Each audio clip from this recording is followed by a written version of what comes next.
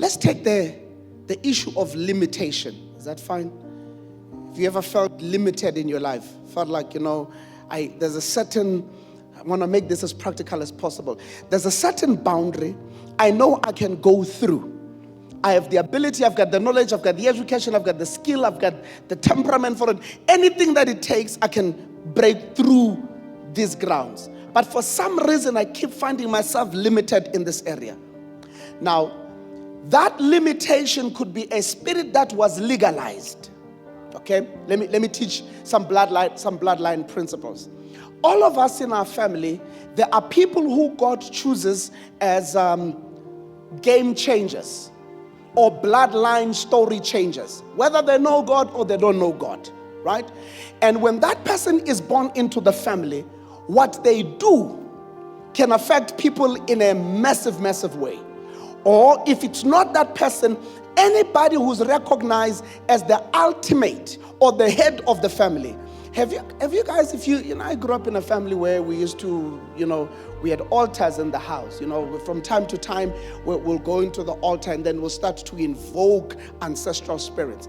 And I watched over the years how it was always the eldest person. It was never the children that did that.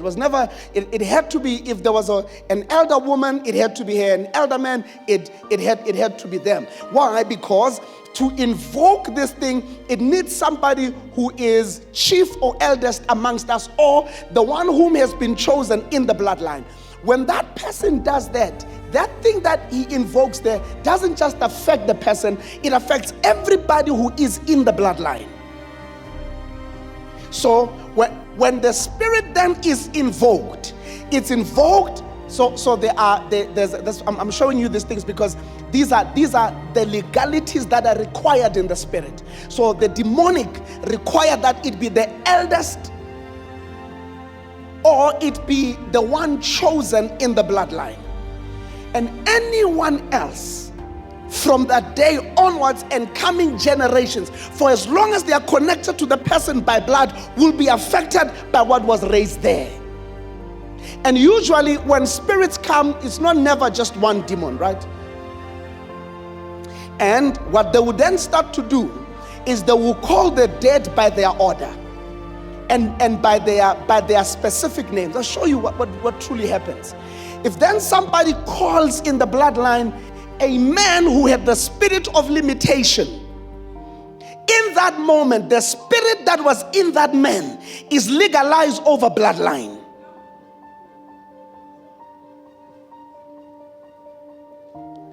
And so people are born into this bloodline without having known what has happened. They were not there in that altar, but by virtue of bloodline, they become affected. Those spirits are written into their DNA. This is what we call household wickedness, or what we call the powers of your father's house. Let me say this to those of you that are going to get married.